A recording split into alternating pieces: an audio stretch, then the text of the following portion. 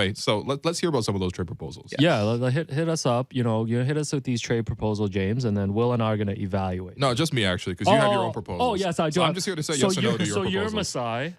You're Masai in this case? Can I be Bobby? I only have one phone with me right now. Okay, you can be Bobby. Okay, James, what's your first trade proposal for Bobby? All right, Bobby. We're gonna do this. This is gonna be OG Anunoby, Kem Birch, and Otto Porter to the Sacramento Kings for Harrison Barnes, Rashawn Holmes, Davion Mitchell, 2 first-round picks, maybe a couple of seconds. Now, Davion Mitchell is sort of functioning as another first-round pick. He was the 9th pick in last year's draft. Very Raptor-y player in vibe, not in height or length, but he's a really awesome point of attack defender. Holmes has been a rumored potential Raptor for like a million years, so let's just kind of make this finally happen.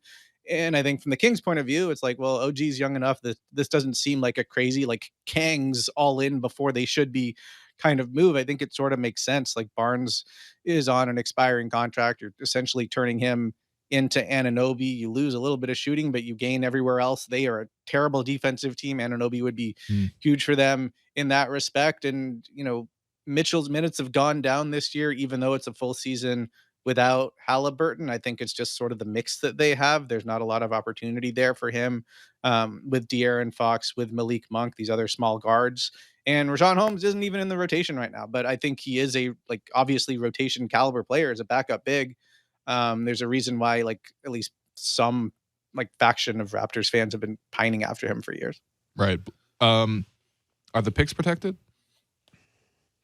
Because not the way I drew it up. And okay. Well, in that case, you know what? Yeah. Hold on. You know what? I like this offer from, I suppose, Monty McNair. Congrats on the extension, by the way. Yeah, should we call this in? What's going on? No, but I have another call on the line on my other phone, as Bobby has famously 2 phones. The other phone is ringing from Memphis Grizzlies here. Zach Kleiman? Yeah, so you're Zach Kleiman in this case. Did you see me pull up Santi Aldama's page? No. So what's your offer for OG? Okay, here's the offer. Before I say yes, here's the offer. OG Anunoby. And I'll give you Malachi Flynn, promising player. I think you've seen him. Are you tossing him in? Yeah, I think you've seen him at Mattamy. Damn. In exchange, I'm going to give you Brendan Clark, Tyus Jones. Oh. I'll throw in Danny Green, just to make the salaries work. Yeah, sure. Couldn't get Santi Aldama in there. And then I'm going to give you 2026 and 2028 unprotected first. Huh. So 2 picks. You get Brendan Clark. I like Jones and Clark. You get Tyus Jones. Those are 2 nice pieces. We talked about depth, right? Are you sure Memphis wants to do this? Don't you guys so need some more depth? Yeah, here was my thinking, Bobby, was yes, depth, but if you're getting OG, you're trying to get the best 5 players on the floor in the playoffs, right? Because right now you feel like maybe you're 1 player away, or maybe you don't want to play Dylan Brooks, those heavy minutes down the stretch in a playoff game. Good luck. No, good luck telling Dylan Brooks to do anything. But by making this move, you keep that core group up top, right? Tyus Jones, yes, is a big piece for them, Brandon Clark as well. But you keep those main players. You don't give up from that. I'll give you 2 picks down the line. I'm gonna move that down a little bit. Sure, yeah. And you get 2 Well, maybe players. I'll take the Golden State 2024 pick. That's top 3 protected. So that's the offer from Memphis. Okay. Yeah. Between those 2, if I had to say yes to one of them, I'd probably go to the Memphis one. Okay.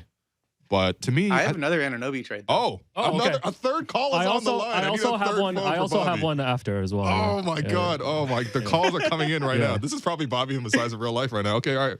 Who's the third caller from? I don't have a caller ID. Okay, this is from the New York Knicks. Oh, Leon Rose. What's going on, Mr. CAA? Yeah. This call is being recorded, definitely. So careful what you say. Oh, that's right. For the record, I love the MSG network. Oh my God. I love MSG. We like MSG in general. Yeah. Damn, we made the same joke. Yeah, I know. Goddamn. Too many Asians. All right. So Leon Rose and the Knicks. Leon would like Anunoby, Kem Birch, and Malachi Flynn. Okay. Wow. A lot of Kem Birch and Malachi Flynn. That's a platter. Yeah.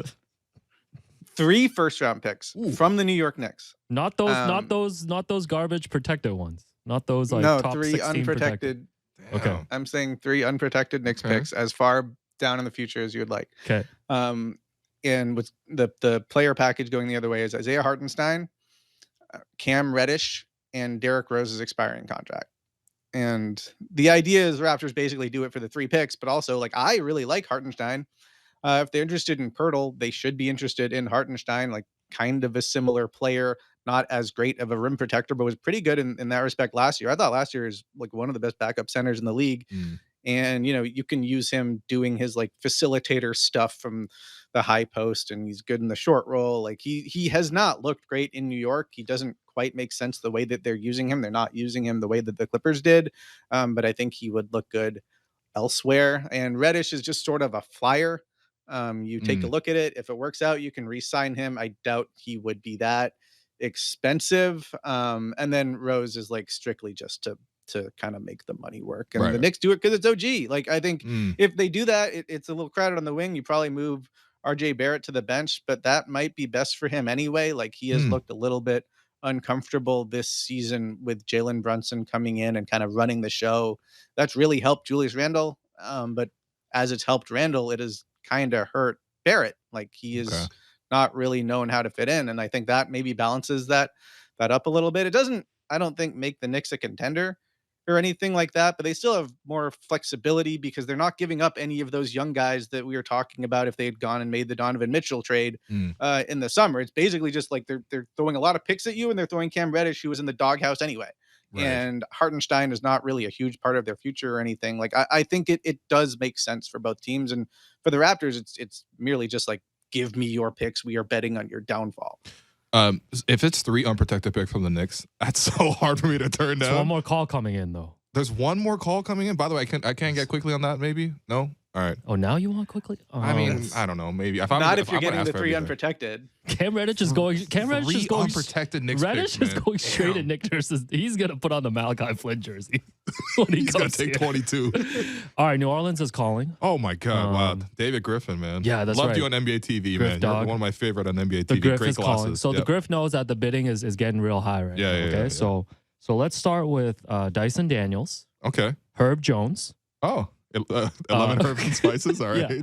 I'm gonna give you Willie Hernangomez just to reunite with Juancho. Okay. Great. Heard the vibes are bad. Yeah. And then we have to throw in Devontae Graham to make the money work. Yeah, that's fine. Whatever. And this is all just for OG. Wow. We're keeping. I don't want Kem. I don't want Malachi. And since the bidding is getting real high. Yeah. How about I throw in one of those Lakers picks because they've got a couple of swaps coming, and maybe you can pick if you want this year, or I think they've got another one down the line as well. Damn. So are the Raptors just cutting guys so they can absorb all these players? I can pick 3 guys they can cut. Yeah, if there's roster issues. You can do a Hernangomez swap. No, but to put it over the top, I'm going to offer one of those Lakers picks because I'm getting desperate. These are good offers. These are all actually pretty good offers. Yeah. In seriousness, if I had probably had to rank them, 3 unprotected Knicks first round picks. So I don't think that's actually on the table.